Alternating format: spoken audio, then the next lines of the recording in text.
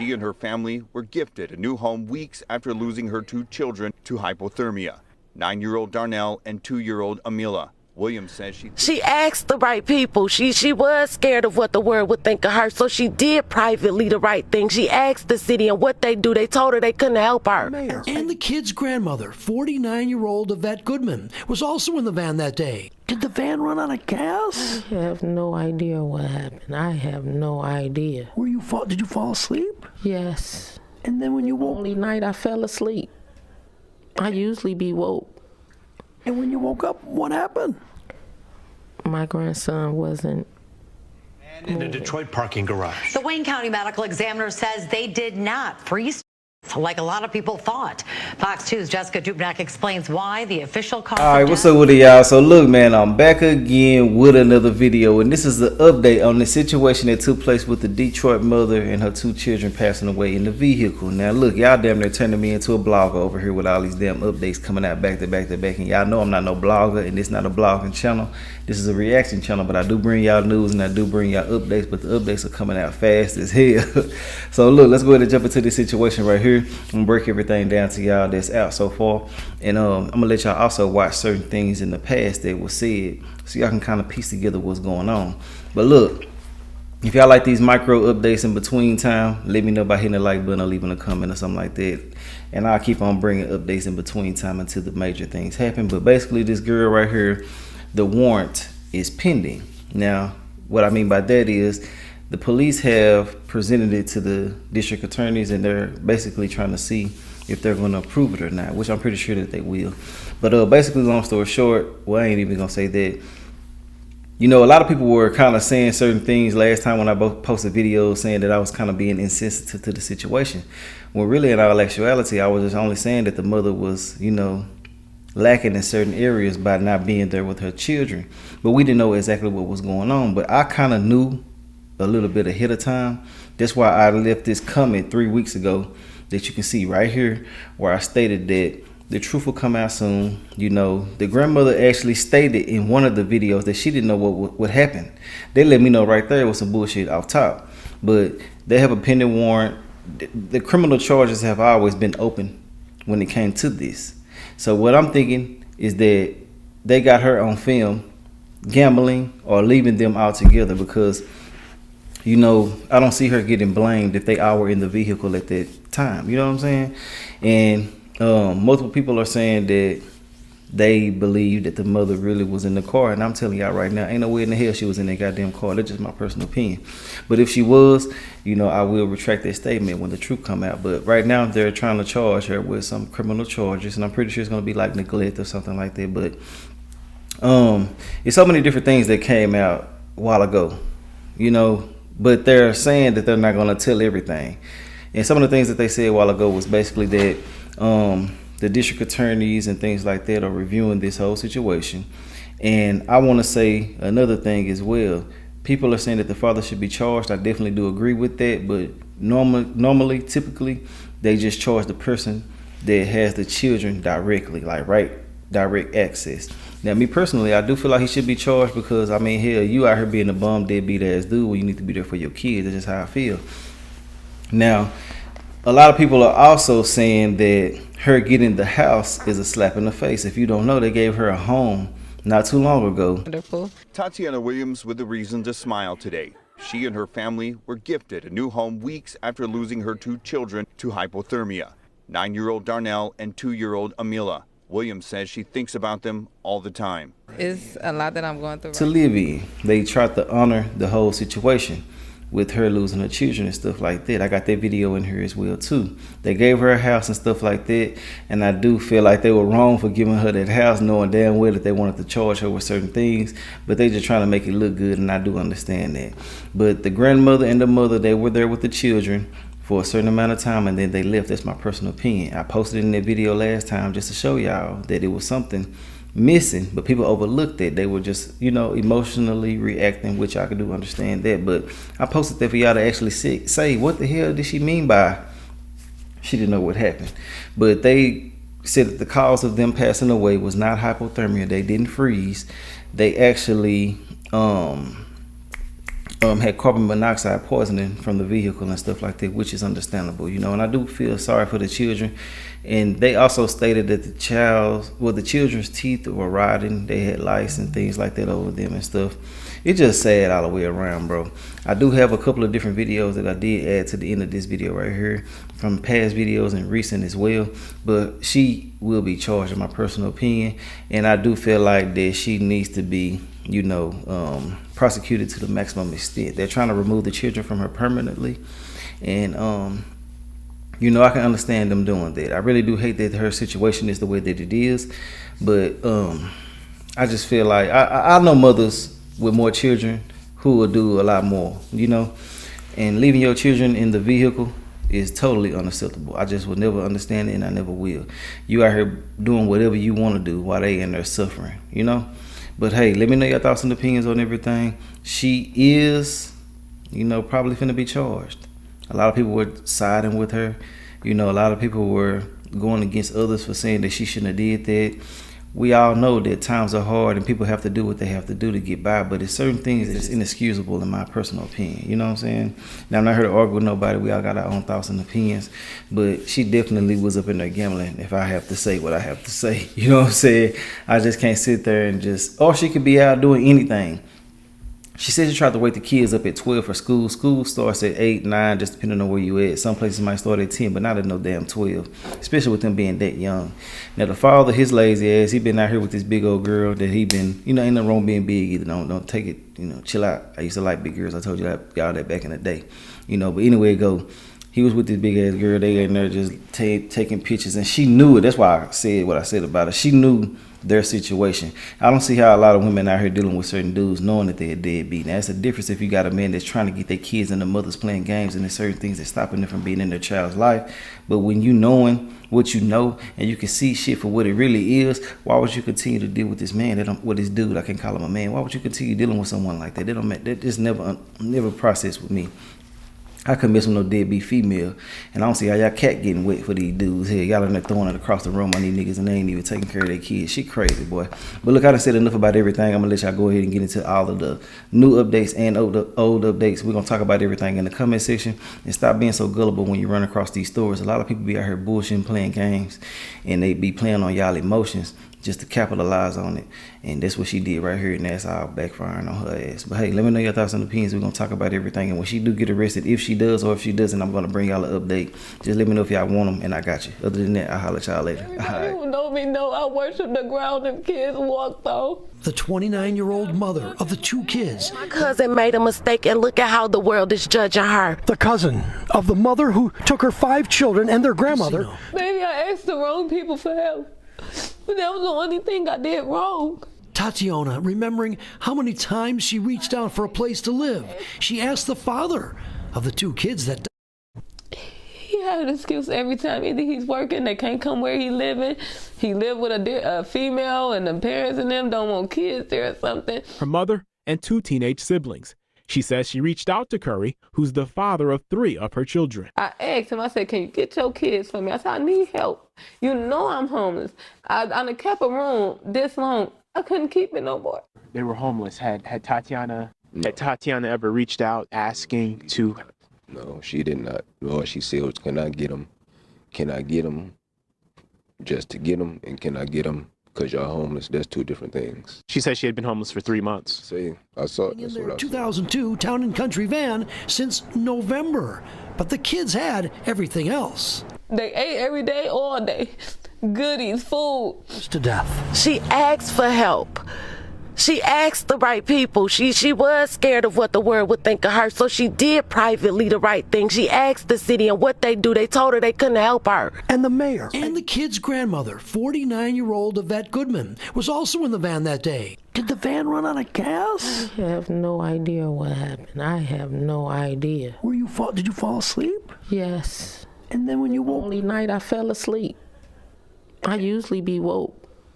And when you woke up, what happened? My grandson wasn't moving. We begin with a life-changing gift for a mother who lost her 2 children to hypothermia while living in a van earlier this month. This afternoon, her family has a new place to call home. It's all thanks to the City of Detroit and Detroit Rescue Mission Ministries. Tatiana Williams has been living in a shelter for the past few weeks. Now she and her family have a home free of charge for a year. CBS News Detroit's Gino Vici got an exclusive look at the new home and spoke to the family about this new lease on life. Yeah, just a few weeks ago, Tatiana Williams was living inside of her van with her children, parked here inside the Hollywood Casino parking garage. Now, thanks to the City of Detroit and the Detroit Rescue Mission, she has a new home and new opportunities in life. I love the house. I actually like it, and I think it's wonderful. Tatiana Williams with a reason to smile today. She and her family were gifted a new home weeks after losing her two children to hypothermia, 9-year-old Darnell and 2-year-old Amila. Williams says she thinks about them all the time. It's a lot that I'm going through right now, so this means a lot. This kind of makes me happy because I was kind of sad today. I've been having a rough day all day today. We were saddened by hearing about what happened, and we decided to put things in action, not to talk about it. Chad Audi, the president and CEO of Detroit Rescue Mission Ministries, decided to coordinate with the city to provide the home free for 1 year and fully furnished and filled with food. So we prepared this house that we owned as Detroit Rescue Mission Ministries. We had to fix it, prep it, furnish it, and then give them a good start so they don't have to go one day with no food or being outside at all anymore. Deputy Mayor Malia Howard, alongside Police Commissioners Darrell Woods and Tamara Smith and Detroit Rescue Mission Ministries, gave Williams a good start by offering a blessing and a prayer once Williams got the keys to her new home. And we ask it in Jesus' name. Something Williams says she is forever grateful for. So I'm kind of happy. I might not look like it, but I am. So I really appreciate everything everybody done for me here. In Detroit, Gino Vici, CBS News Detroit. Well, new details coming to light in the heartbreaking case of two children inside a van in a Detroit parking garage. The Wayne County Medical Examiner says they did not freeze like a lot of people thought. Fox 2's Jessica Dupnack explains why the official cause of is still causing concern. Official cause of has been released as carbon monoxide toxicity. That means on the children's death certificate it will be listed as an accident. However, the criminal investigation is still ongoing. Until Wednesday, the theory was the Curry siblings froze to death last month in the parking garage at the Hollywood Casino in Greektown. The Wayne County Medical Examiner releasing its cause, carbon monoxide toxicity. That's all they said on the 2-year-old Amila Curry and 9-year-old Darnell Curry. Everyone wants answers because as a community, we've lost young lives. Attorney Todd Perkins, who's also running for Detroit mayor, weighing in on the highly publicized tragedy. We've confirmed with Wayne County Prosecutor Kim Worthy's office the criminal investigation into the children's is active and open. Her office is going to want to come to a point where they feel very confident either saying yes or no. The family was living out of a van during the time of their death in the care of their mother, 28-year-old Tatiana Williams. Williams' other two children are not in her care, removed by Children's Protective Services. We're told CPS is working to permanently remove them. Sources close to the investigation tell us the 9-year-old boy was covered in lice and the toddler's teeth were rotted. Both did not have proper clothing. Williams did try to reach out to the city homeless services for help over the years. Sounds to me that she was trying to keep her family together. That's one perspective. Another person's perspective could be she should have known better. She should have fought harder to get into a shelter and all those other things. We did reach out to Detroit police to see if they had anything to add. We're told they're leaving it up to the prosecutor. Jessica Dupnack, Fox 2 News. So everything that I'm going to give you at this point is preliminary in nature as we continue with our investigation. So therefore, it could be subject to change, and I'll give further updates later. But the children were asleep in a car on the 9th floor of a casino parking structure, the Hollywood Casino. The mother realized that her 9-year-old son wasn't breathing. Also, previous to that, she had already called a friend, another, close relative, to help because with the vehicle not running, trying to figure out whether it was a mechanical failure, it had ran out of gas. So they were already on site in another vehicle, attempting with gasoline to get the vehicle started. When the mother realized that her son wasn't breathing, she did make a 911 call, but the friend in a Buick immediately transported the 9-year-old, put him in the car and transported them to Children's Hospital. While en route to Children's Hospital, as they checked on the other children that were in the van, and it was a total of 5 children in the van, they realized at some point that the 2-year-old wasn't breathing, and so a telephone call was made to the friend that was transporting the 9-year-old at Children's Hospital to return so that the 2-year-old could be picked up. Once the vehicle returned, the Buick, we have videotape where we see the whole entire family get into the Buick, and they all were transported to Children's Hospital. With that, like I said, the call came in at 12:12 from the mother. It was very limited information that was given to our 911 call taker as to the location of where everything was happening. It was just at the casino, no description of the vehicle, etc. Our call taker continuously kept the line opening, trying to identify where in the description and what was going on. A 911 call taker called the mom back numerous times, and ultimately we received a call from the hospital that they had 2 children there who were deceased. Our officers responded to the hospital. The hospital had notified us at 12:47. Our officers, like I said, responded to the hospital, and from there we continued with the investigation, talked to the mother, and also talked to the grandmother, and they were able to give us the specific locations as to where the van actually was that was parked on the 9th floor at the Motor City Casino. And so we do know that on that day and time that the temperatures were below 32 degrees, and from all talking to hospital staff, and of course ultimately the medical examiner will determine the cause. But just on the surface right now, it appears that it was exposure to hypothermia. So at this point, I'll be around to answer additional questions, but I'll turn it over to the mayor, and at the end of the press conference, we'll answer questions. Thank you all. Thanks, Chief. It's a terrible day in Detroit as we deal with the tragic loss of 2 young people, and it's got to make us rethink everything that we're doing. The heartbreaking part of this is that there were family shelter beds available just a few miles away from where the family pulled in to their Greektown structure, but brings home the point that having services available doesn't mean very much if the residents who need them don't know how to access them. I meet every 2 weeks with the police chief and all of the command staff to talk about what's going on. And last winter, the commanders were telling me that they were picking up unsheltered individuals in the evening and taking them to shelters and couldn't get them in, which made me very angry because I thought we had contracts that shelters did not turn people away. But we got our housing and redevelopment team together with the Detroit Police Department and dramatically changed things for this winter. We added 400 more shelter beds, going from 900 to 1,300 for this winter. And then we added another 110 drop-in beds. And drop-in beds are really important because while a shelter may be full, the drop-in center will take an individual any time of the evening and never turn anybody away. And 75 of those beds were family beds, exactly the type we needed here.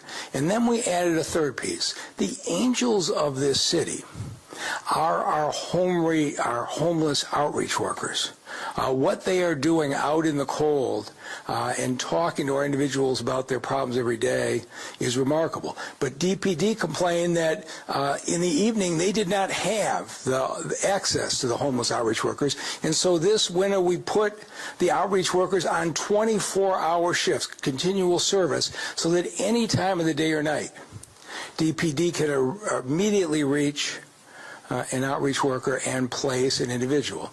And all winter long, I have heard great compliments at the way the Detroit police are working with the outreach team. As people in this city know, our officers do not treat the homeless with a criminal response. They almost invariably go out with an outreach worker talking about where they could go. So, as we look at what happened here, we know this has been a lot colder winter. And the details I'm going to give you are also preliminary. Chief Bedison is examining the side from the police department, but we're also going to examine everything that happened here from a housing services standpoint. And so we're only 18 hours into this, and what I say may turn out to change as we go, but here's what I am told from the housing department that we do know. That this family reached out to our homeless response team on November 25th. They had reached out earlier in the summer and even back into the previous year, but reached out on November 25th essentially saying they had been living with a family. They were no longer going to be able to keep living with that family and needed a place to go. And in the course of that conversation, there was no resolution reached on where they would go.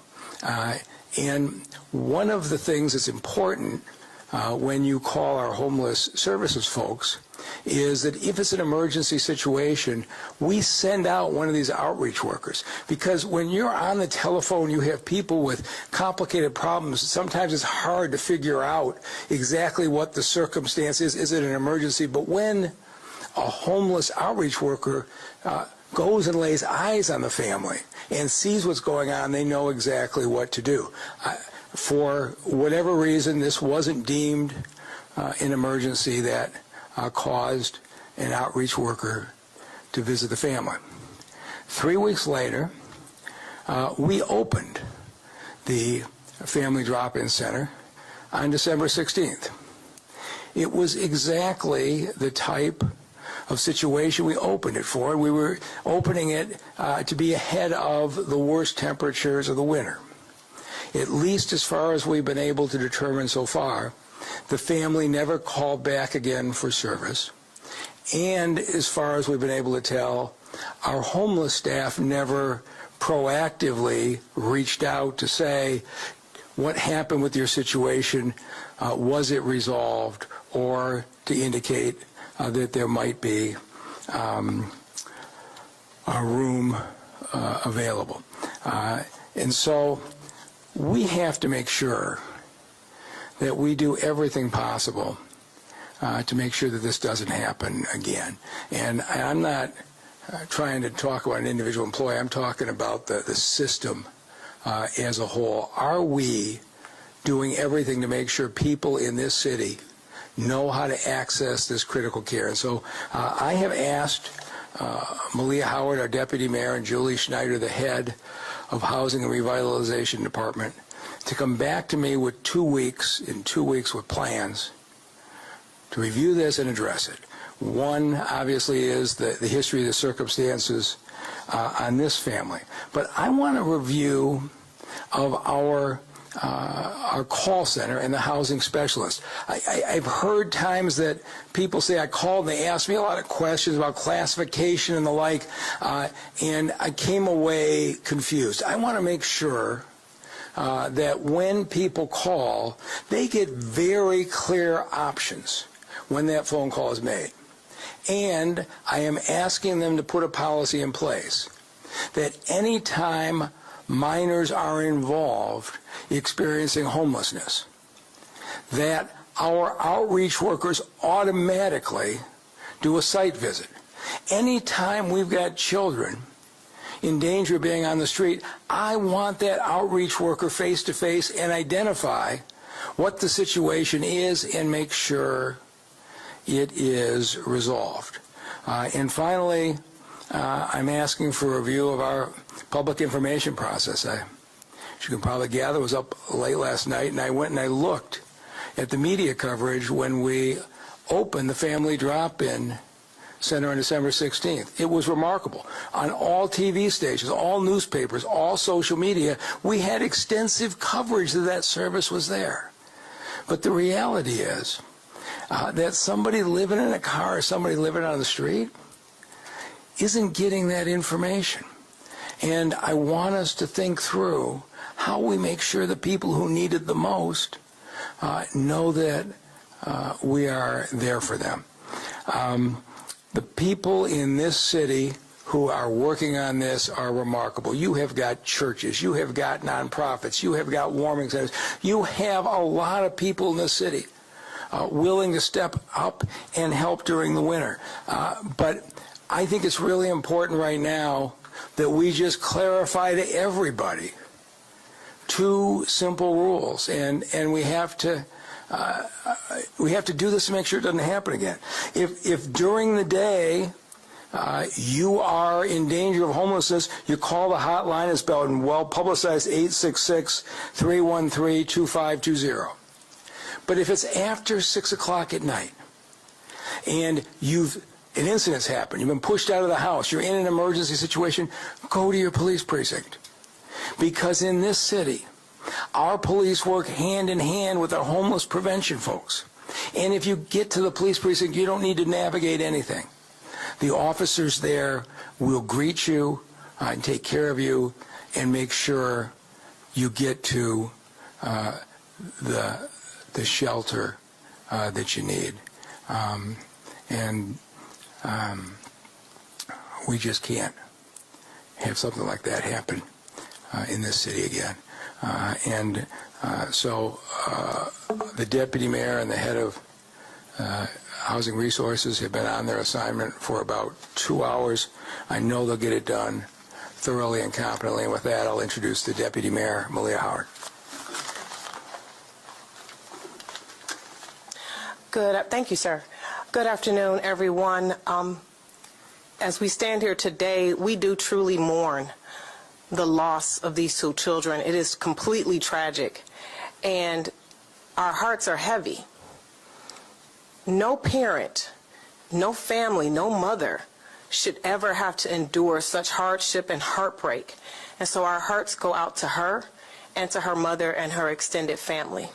As Mayor Duggan just stated, over the course of the next 14 days, my team and I, along with Director Schneider and the Housing Department, will undertake a complete process review of what has happened. And we will provide the mayor with that feedback and those actionable items within 14 days. But I want to say this.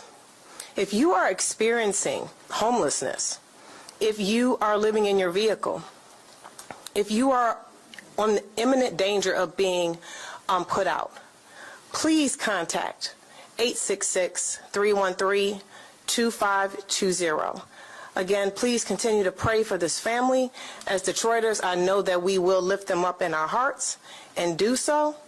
But please, again, if you know of anyone or if you yourself are experiencing these issues, please call 866-313-2520. Again, as Mayor Duggan stated, if it's after hours, please go to the nearest police precinct. Please. This is to support you and your families. So please know that we are here for you and continue to serve you. And again, the full strength of the administration is behind this effort, and my complete attention will be on nothing but this moving forward. So thank you. I'd like to bring up Director Julie Schneider from the Housing Department.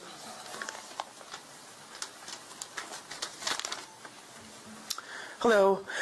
We're certainly saddened to be here today as we mourn these tragic losses. I certainly share in the sorrow as we mourn the death of 2 of Detroit's children. Just 2 weeks ago, I was out with the outreach teams on the east side of Detroit as part of the annual count of unsheltered households. I wanted to go out with our outreach teams. I wanted to see the work that they do every day. I wanted to talk to individuals and households who were experiencing homelessness. While we were out that night, we encountered one gentleman on the side of the road. He was quite literally cold and shivering that night and needing help and wanting help. I called for a Lyft ride while our team waited with him and talked to him. And that Lyft ride took him to one of our drop-in shelters as all of our outreach teams were out that night conducting outreach. As the mayor mentioned, this winter has been colder than previous winters and has been difficult and highlights the need to provide these services. In preparation for this winter and based on residents' need, we brought on an additional 400 shelter beds since December of 2023, and an additional 100 drop-in shelter beds for residents who are sleeping outside or who are in cars. We have expanded the work of those outreach teams like the one that I accompanied. You know, they're out every day meeting with unsheltered households, working to connect them to services such as shelter, housing, every single day. And that work was expanded to 24/7 since last year. You know, in light of these tragic events, as the mayor and deputy mayor said, I will conduct a review of the service delivery and coordination within the next 14 days. Also within the next 14 days, I'll be reviewing a history of the family as it relates to their calls for services for those experiencing homelessness. And I believe with that, we will open it up for, I'm sorry. So at this time, we'll open it up to the media for questions. And I can already tell you that as far as the investigation, there's not a whole lot I can say. But we'll take the first question. Faraz from Channel 7. Just a couple of things. Could you shed some light as to how many people were inside the van and ages as well, please? It's a total of a total of 5 children and 2 adults that were inside the van. Would you be able to share ages? I'll have my team get the ages to you. What's the ages? Yep. 13 to 2. Is anyone detained right now? No. Okay. And I guess, Mayor, this is probably a question for you, and you kind of partially answered that by 2 simple rules that you mentioned. I have experienced quite a few homeless people who are experiencing homelessness reaching out to me over the years, kind of trying to understand what options they have. And, you know, I've helped some. I've tried to get help for some. But, you know, there's always this roadblock. Either they don't have the information because probably they're not watching, you know, television or they're not on social media. Or when they do call some of the numbers that are designed to help these folks, they don't receive the help. And they're frustrated, they're sad. What would your answer be for those people who try to utilize the services, but they've just been let down? When we entered this winter with 400 more shelter beds and the 110 drop-in beds with a contract that nobody is turned away at the drop-in shelters any time of the night, the service is there. We have got to do a better job of educating folks on the fact that the service is there and getting people to it. And we've educated the police department, we've educated the outreach workers, and I think you can help us continue to educate the public. Is there more that perhaps the city can do? Yeah, that's what I'm asking the deputy mayor and the housing director. I think the key is, and I think I said this, the beds have to be available. We have to put eyes on these families experiencing homelessness with our professional outreach workers. We have to get them physically there and get an immediate response. You just learn so much more being with them than you get off of a phone call. And I do expect we are going to dramatically expand the site visits of the outreach workers, particularly with regard to families with children. do we have enough outreach workers? We will do whatever we have to do. So we're already working on it, but we just added a second shift of outreach workers in the evening. I'm confident. But again, they have 14 days to have their report, but I am very confident one of the things they are going to accomplish is to make sure families with children have visits. Ed White from the Associated Press. Chief, can you explain the significance of the casino garage for this family? Why they ended up there? And I'm wondering, I'm not familiar with that 9th level of the garage. Is it somewhat isolated, and that perhaps prevent maybe passersby or others from seeing the van and what might have been going on? What was the significance of that site? So I definitely don't want to speculate, but in having a conversation with my detectives that interviewed the mother and the grandmother, and don't want to get too far into actually what was said, but I will tell you that at the casino it's definitely free parking. It has an aspect of safety to it if you're going to be sleeping in a vehicle.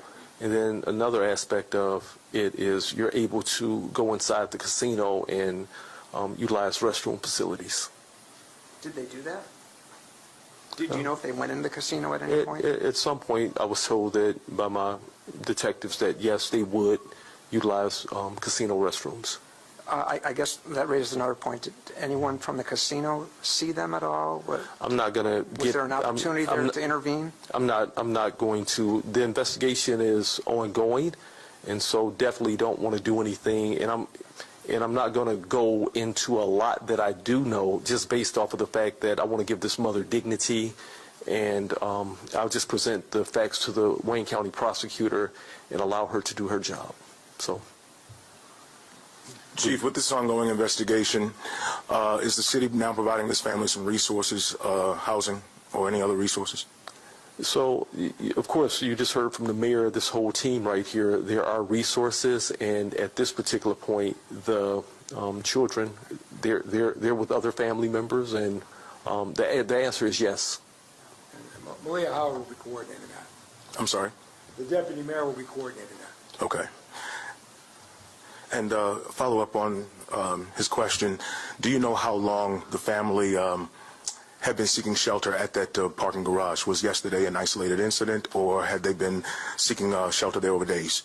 They moved around from various casino parking lots, so that wasn't the only casino parking lot that they would sometimes camp in or stay. Thank you. Hi, Chief. This is Andrea from the Detroit Free Press. I just have a couple of quick questions. Yes. First, you had mentioned that you were presenting facts to the Wayne County Prosecutor's Office. Does that mean you were investigating for potential criminal liability here? We not necessarily. We, it's so early in the investigation. We're just going to present the facts, and so it doesn't necessarily mean criminal. Sometimes it can mean negligence, but we don't make charging decisions, and we can't even determine the cause of death. And so just like of course, the medical examiner will actually determine the cause of death. We suspect that it's hypothermia, but it could come back being something completely different. And so we're going to present the facts to the prosecutor, but at this point in time, we have sent nothing to the prosecutor. Okay, and then just a clarification on timeline. So a family friend was already at the garage helping out with the car when the mother, found out about discovered her 9-year-old son wasn't breathing. The family friend took the child to the hospital, and that's when, was it the grandmother that reported the 2-year-old that was not breathing, or was it the mother?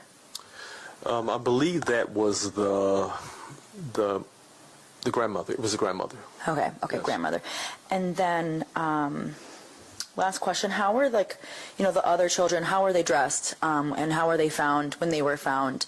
Were they in proper clothing, or? Yeah, see that, I don't want to get into that detailed of the investigation, but we'll present those facts to the Wayne County prosecutor. But the only thing I'll say is this, for the good of the public, that in temperatures like this, a vehicle will not insulate you from exposure. So therefore, if you're out there, and I'll just use this example, because I've been thinking about this over and over and over, you ever leave a gallon of water or a gallon of milk in your car, and the next day you go to it, it's frozen solid. And so for anybody that's out there now, just seek shelter. Okay, thank you. John Hewitt, WWJ. Most of my questions have been asked and answered, but I did have two for clarity, please. The mayor mentioned that the family reached out to the city in November. Had they been living in this vehicle since November, maybe not at the casino garage for that period of time, or can you add any more context as to how long they had been living in this vehicle? From my preliminary investigation and talking to detectives, anywhere from 2 to 3 months. And when it comes to the other children being with other family members now, not to sit here and second guess on the tragedy, but were they other family members just not aware of this situation with the family? Because after this incident, they can take these kids in, but other family may not have known, or do you have any idea as to, why they were in the situation they were in?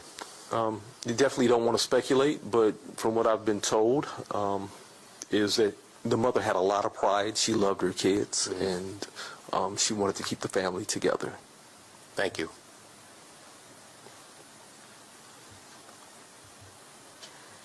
Julia Cardi, Detroit News.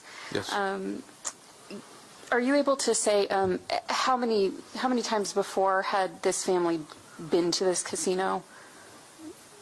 I don't know that specifically at this point. And for anyone that can answer, would there be any consideration of expanding the hours that the city's homelessness hotline operates to operate it overnight, to just give people that option? We have done that occasionally when it's gotten very cold and we set up additional centers, but the shortest way for somebody in an emergency is go to the police precinct. It's just, we probably will extend the hours, but that will not be nearly as effective. If you're experiencing an emergency after hours, go to your police precinct. They will navigate the process and get you to a shelter. And for the other 3 children involved, where are they now? They're with some family members. Okay. All right. Thank you. Charlie Langton, Fox 2. Chief, if I could just ask you, tell me if I'm wrong, but were they using their car for heat as well? And then at some point, did they run out of gas? And if that's the case, how long had they had no heat? So they were using their car as shelter, and at some point the vehicle either ran out of gas or had a mechanical failure. We'll later be able to determine that, but during the night the vehicle stopped. It was frigid, and as a result we're here today. And the first call that was made to any authority was roughly noon-ish or Yes, so? sir. Yes, sir. So we're talking a number of hours that there was no heat in that car? Yes, many hours. So, yes.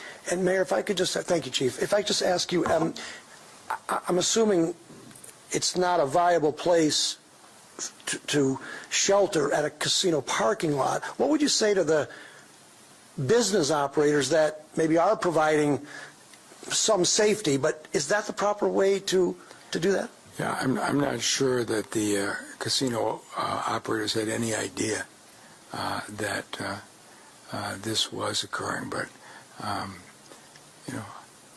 we have the ability to shelter you tonight. Please call the hotline or go to the police precinct. And those, just so I'm clear, if someone is listening to this right now, they are in need of a shelter, they can call the city 24 hours a day and they can get a place to shelter. They can call the city until 6 p.m. at the hotline number. After 6 p.m., go to the police precinct. Thank you. Thank you. All right. Thank you all.